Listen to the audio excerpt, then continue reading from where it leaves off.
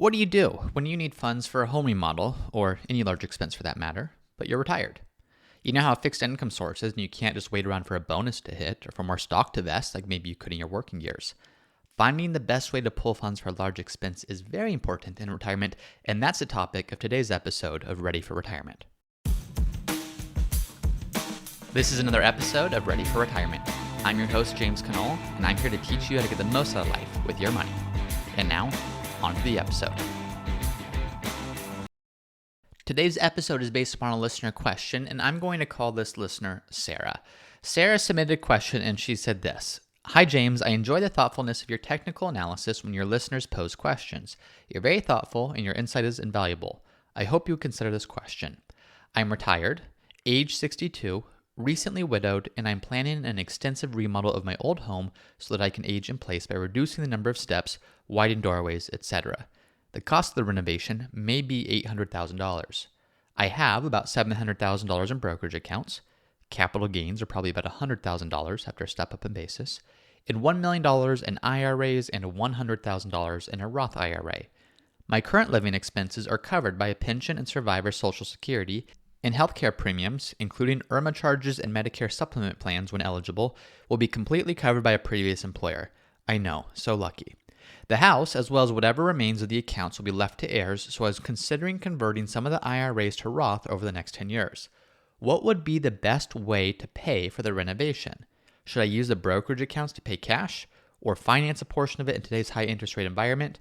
Thanks for your consideration, and thanks for the podcast. From Sarah.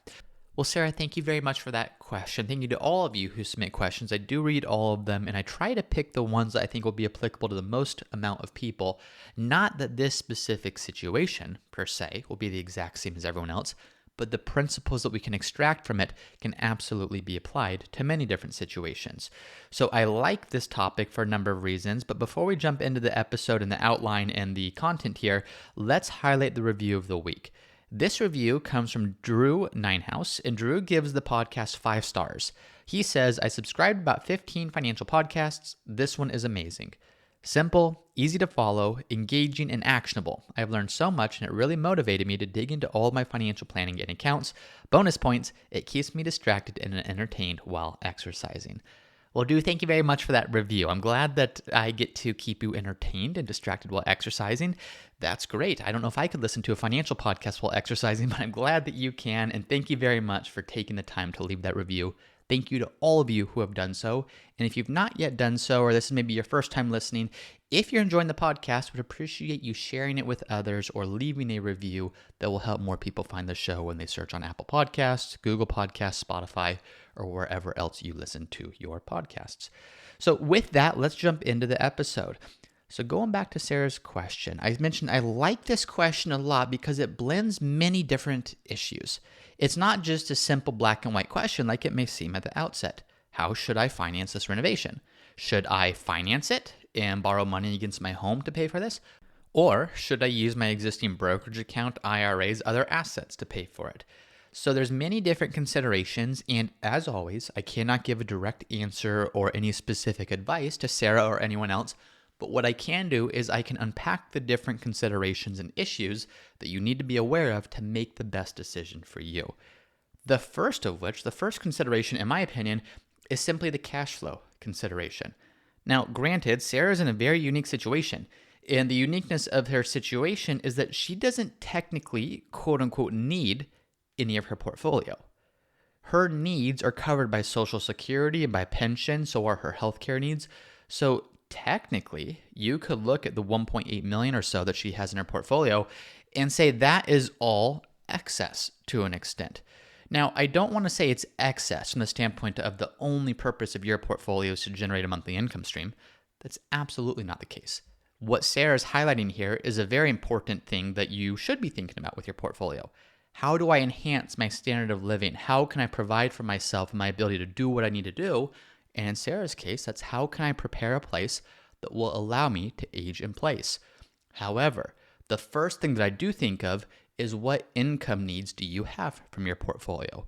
Does your portfolio need to supplement Social Security or a pension to allow you to live comfortably and do what you want to do? For many people, for most people, I'd argue, yes.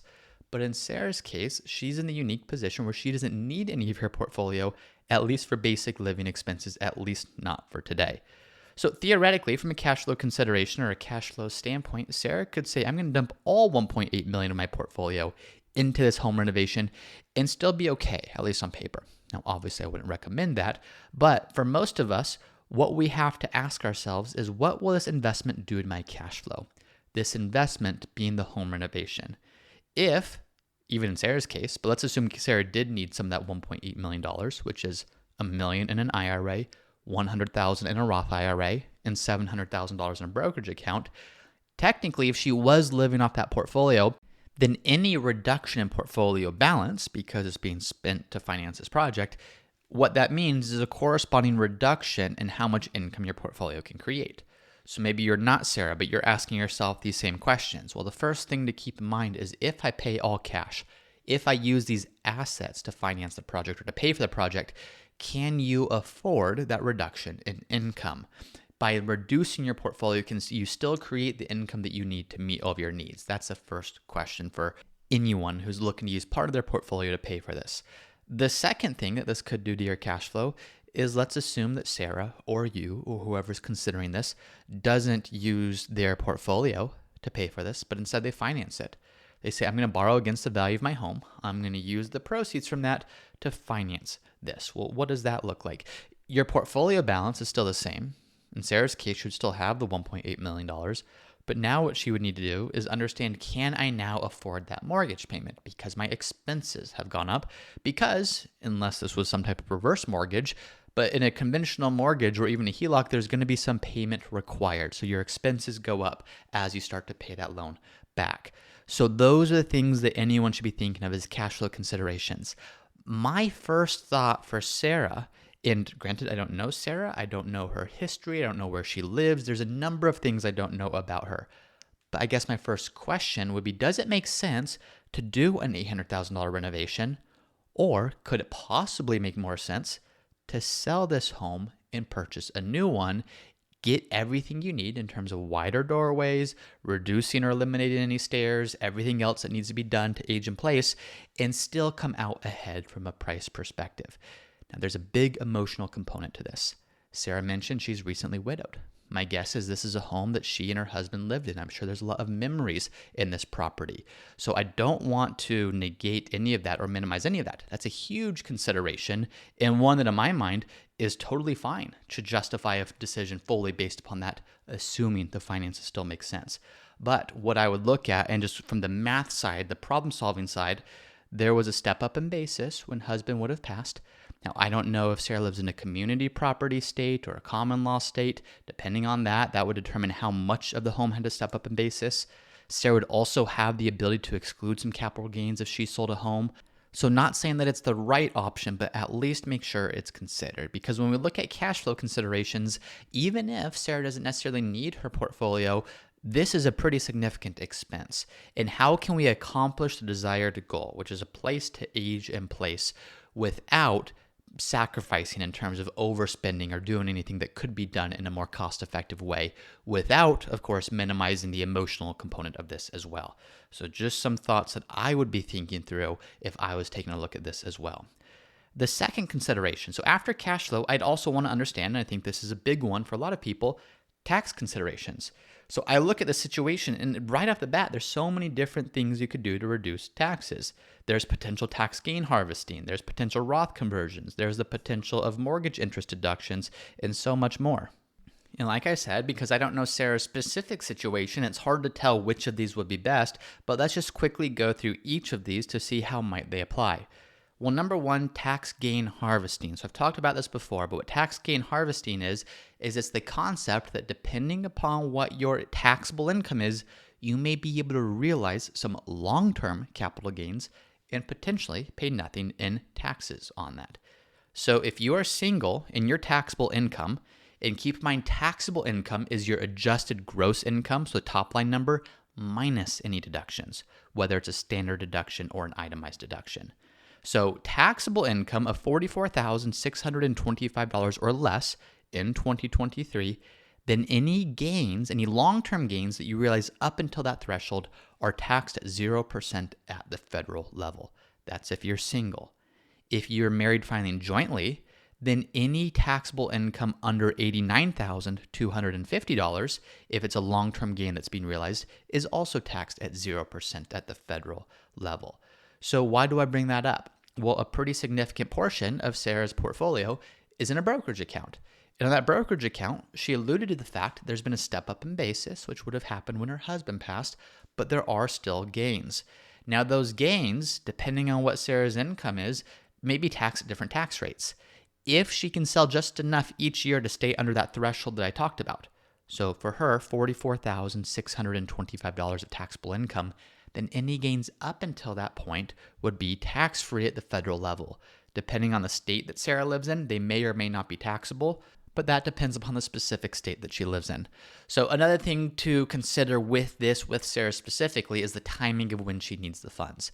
This probably isn't a renovation where she's going to draw out a little bit of funds every year for the next handful of years. She might need to make some serious investment into this soon.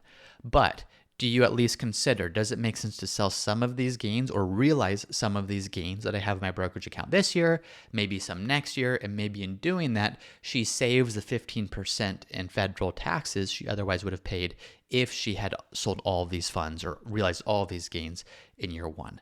Again, I do not know Sarah's situation. I don't know what tax bracket she is in. I don't know how much she has coming in from pension or Social Security or what state she's in. So this is all hypothetical, just illustrating this, but it's certainly something I would consider. Hey everyone, it's me again for the disclaimer. Please be smart about this. Before doing anything, please be sure to consult with your tax planner or financial planner.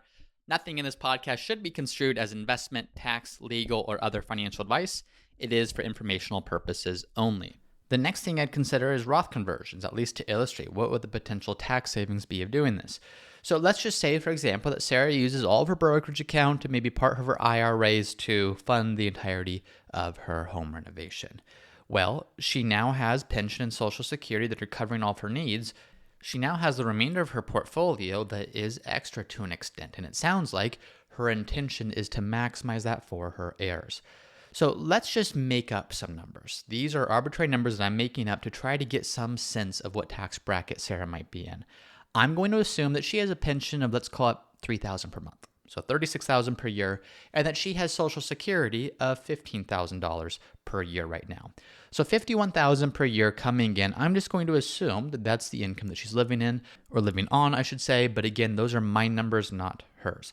Well, if those were her numbers, then Sarah would be somewhere in the middle of the 12% tax bracket most likely today. Depends on her deductions, depends upon a number of other things, but Sarah would be in the middle of the 12% tax bracket today. What we have to do, anytime we're doing a Roth conversion, it's not enough just to know where we are today from a tax standpoint. We need to know where we'll likely be in the future, and where we'll be in the future is really a function of two things. Number one, your taxable income sources, and number two, where tax brackets will actually be, which we can't know with certainty, but we can go based upon some basic information. So let's assume, or let's fast forward, I should say, to when Sarah's age 75. That's when she's going to be required to start taking some distributions from her IRA. Well, if she doesn't touch her IRA at all, because again, she just paid for the whole home expense, she has all of her needs covered, her IRA might just grow and compound. Well, if it grows by 6% per year on average for the next 13 years, so she's 62 today, we're comparing this to age 75, then $1 million will grow to about $2.1 million at that time. Her first year required distribution, based upon that portfolio value, might be somewhere around $80,000. Well, what's happened at that time in 13 years? A couple of things. Current tax brackets have sunset. So the existing brackets that we have today of 10%, 12%, 22%, so on and so forth, those will sunset, which means those will go up between about 3 or 4% per bracket after 2025 unless something changes. So we know, or we can at least assume, anything can happen and something will happen, most likely between now and 13 years from now. But even if we just start with the assumption that we're not going to be in today's tax brackets, we'll still be under the new brackets, and really the new brackets are just the old brackets once current tax law sunsets after 2025. That being said, we can't just take that $80,000 projected RMD and tack it on to the Social Security and the pension that Sarah's receiving today. Why? Well, because tax brackets also have an inflation adjustment. So if you notice each year what it takes to be in the 10% bracket or 12% bracket or 22 or 24, whatever the bracket might be, those numbers go up a little bit each year to adjust for inflation. So $80,000 of an RMD in the future might be more or less equivalent to about, call it 55,000 or so today. And if that's a little confusing, all I essentially did was said, what's the inflation adjusted equivalent of 80,000 per year in 13 years backed down till today? So a present value of that, it's about $55,000, essentially asking if tax brackets go up by about inflation, then we can't just tack on $80,000 of an RMD on top of Social Security and pension today. We need to tack it on, but what the inflation adjusted equivalent of that might be. So maybe about 55,000. So if that doesn't make sense, it's kind of besides the point. But what it tells us is that Sarah might be at the top of about the 25% bracket by the time that she is 75. And why I say that is because she would still have Social Security, she would still have her pension, she would also have her required minimum distribution, and if those three income sources were all she had, she would be at the top of about the 25% tax bracket. The 25% tax bracket doesn't exist today, it's a 22% bracket, but remember, we're assuming that that has sunset after 2025. So why is it important to know that? Well, it's important to know that because today, based upon the numbers we're assuming, Sarah might be in the 12% bracket. So if she can move money from her IRA to her Roth IRA at the 12% bracket, she's probably going to be better off than simply waiting until she's forced to distribute those funds, but doing so at a higher tax bracket, in this case more than double what she's currently at the federal level, which would push her into a higher tax bracket than she really needs to be in. So this is just the way you want to look at Roth conversions. And that doesn't mean Sarah should take her whole $1 million and push it into a Roth IRA, because we have to keep in mind that every dollar we move into our IRA has the potential to push us into higher brackets. So you want to find that fine line of converting enough today for it to be financially beneficial to you, but not convert so much that you end up paying more in taxes at today's rates than you would had you simply better managed your Roth conversion process. So that's something that I would look to. And the other tax part that I would look at is potentially refinancing the home. Now, in a lot of cases, I would steer away from this even for non-financial reasons, but it does at least make sense to consider it. So let's assume, I know Sarah said that the cost of renovation is $800,000. Let's assume it was only $750,000. I say $750,000 because that's the limit on mortgages of how much you can write off the interest against. So if you have $500,000 mortgage balance, you can write off 100% of the interest on your tax return. If you have $1 million in mortgage interest, well, you can still only write off $750,000 of the mortgage interest. So let's just use that number as a nice round number, and let's assume that Sarah could get a mortgage at 7%. Well, another quick side note on a mortgage, if Sarah was just to take out that mortgage and she used it to invest in a business or spend or do something else with, she can't actually write off that mortgage interest. Part of the new mortgage laws a few years back was that you can only write off mortgage interest if you are using the proceeds to renovate your home, or it's going to be used to improve your home. In Sarah's case, that would be the issue, or that would be the case, so she could fully write this off. Now, here's what this would look like, and here's how it plays in from a tax planning standpoint. If she were to get a 7% mortgage interest rate on a $750,000 mortgage, her monthly principal and interest payment would be $4,990 per month. On an annual basis, that comes out to $59,880 per year. Now, there's some cash flow considerations with that we briefly touched upon earlier. I want to focus on the tax considerations with this. Her first year payment towards that mortgage, the first 12 months, she's paying $59,880 in that year. However, of that, a full $52,258 is fully interest. So very little is actually going to the principal, and that's important because that's all fully deductible. So if we're looking at combining Roth conversions with this now, what you essentially have is when you do a Roth conversion, you're creating income. Well, if we can simultaneously create some deductions, that's helping us offset the income. Now, there is still the cost of the interest, and you're never reducing dollar for dollar what you're paying in interest by what you're reducing in taxes. So I never want people to say I should just get a mortgage because of the write-offs. No. Let's say you pay $1 in mortgage interest in your 30% tax bracket. it saves you 30 cents in taxes. So you're still out 70 cents, but what it does is it dampens a little bit the actual cost of the mortgage, the actual cost of that interest. So theoretically, in Sarah's situation, if the first year's interest payment is $52,258, then she could create, via Roth conversions or some other income source, another $52,258 of income without it making her taxable income any higher. So it's pretty significant to combine these types of deductions with other things that create the income. Now, I'd still probably recommend against this in many different cases for many different reasons, but peace of mind, simplicity, simple cash flow, those are all reasons not to get a mortgage involved with this. Yes, maybe there's some potential tax benefits, but if it's going to cause less peace of mind, if it's going to cause stress, if it's going to make cash flow more difficult to manage, then in many cases, in my opinion at least, those are reasons that offset any benefits created by the mortgage interest tax deduction. So those are some tax considerations. The next thing I would look at is the investment consideration. Now, this is where you have to look at the spreadsheet answer or the paper answer versus what actually works in reality. But on paper, on the spreadsheet, what you do is you look at the interest rate of the mortgage versus the growth you could potentially get on your invested funds, and you compare the two. And if the mortgage interest rate is higher, then in many cases you say, you know what, maybe it just makes more sense to pay cash for this renovation or use funds to pay for the renovation. Versus if you had what we had maybe 3 years ago or so, 2 years ago or so, and you could get an interest rate of 3%, well, you look at that and you say, okay, if I'm going to have a mortgage that's at 3% interest and I'm going to hold that for 15 years or 30 years, I've got a pretty high likelihood of performing better than that over the duration of the mortgage. And if that's the case, you may be more inclined to keep funds invested and finance a project like this, as opposed to having to sell funds and you have the opportunity cost of what they could have grown by instead of using them to pay for the project. Well, the thing now is interest rates are closer to 7%. So what you have to do is you have to say, okay, we have a new threshold or we have a new hurdle that we'd have to be able to cross or exceed if we think it makes more sense to invest or keep funds invested by getting a mortgage. But to look at it more precisely, you kind of have to look at the after-tax equivalent of that interest rate. Because you can deduct the interest that you're paying on the mortgage, the actual impact to your cash flow or the actual effective rate is less because there's some tax savings associated with it.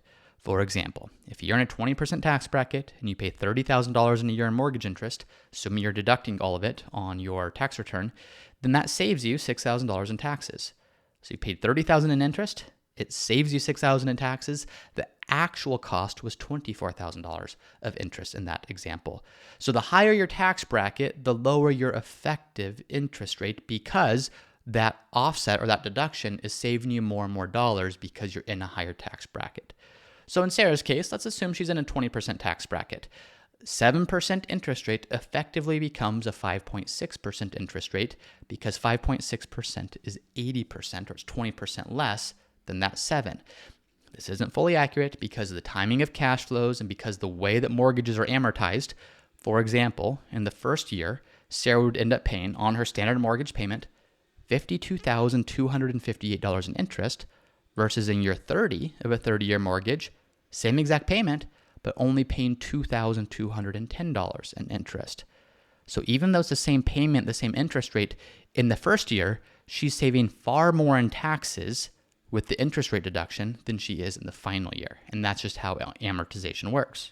However, just for simplicity, let's just assume that in Sarah's case, she could get a 7% mortgage rate, and we're going to say effectively that's a 5.6% interest rate after the tax deductions that would provide.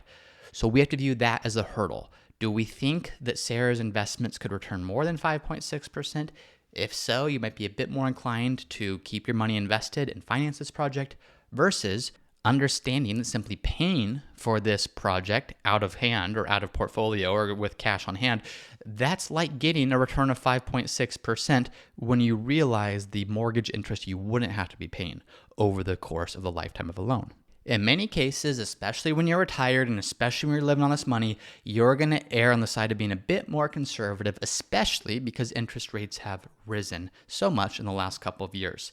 That being said, let's assume Sarah does go ahead and move forward with selling her full brokerage account and using that to pay for the cost of the renovation.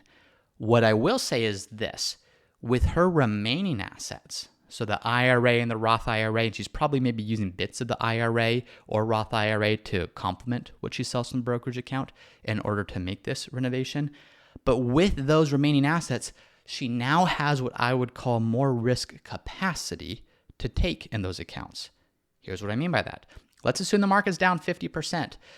She could handle it, financially speaking, at least. And she could handle it because she still has her pension. She still has her Social Security.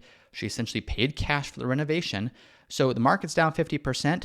Her 1.1 million remaining in her portfolio is maybe now worth 550,000, but she doesn't have to sell it. She doesn't have to liquidate it because she's not dependent upon that money to live on.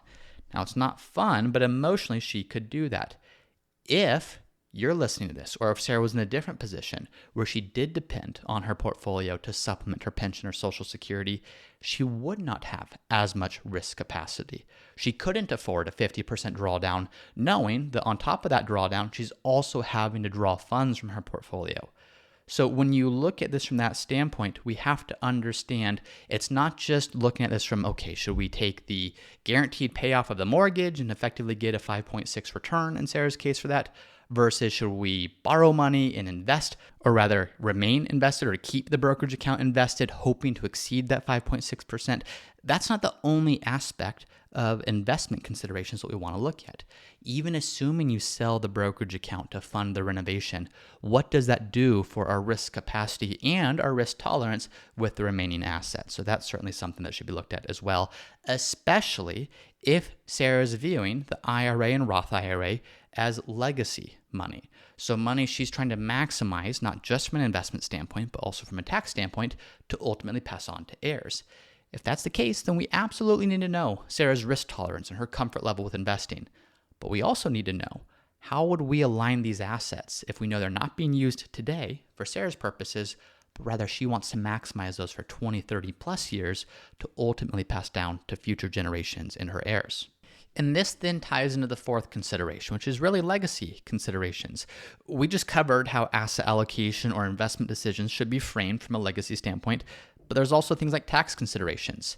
Instead of just looking at Sarah's tax bracket today and her tax bracket once RMDs kick in to determine things like Roth conversions, Sarah should also be at least considering her heirs' tax bracket, or at least their projected tax bracket at the time when they might be inheriting some of these funds. Now, that's a difficult thing to do. What you're trying to do is you're trying to project out how long will Sarah live? Is it 20, 25, 30 years?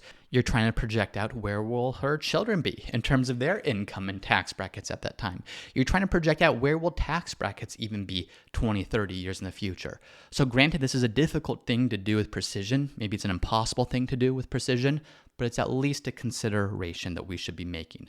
Understand, generally speaking, what tax bracket might they be in based upon career paths or income potential or where they might be versus what we know about Sarah and her current tax bracket.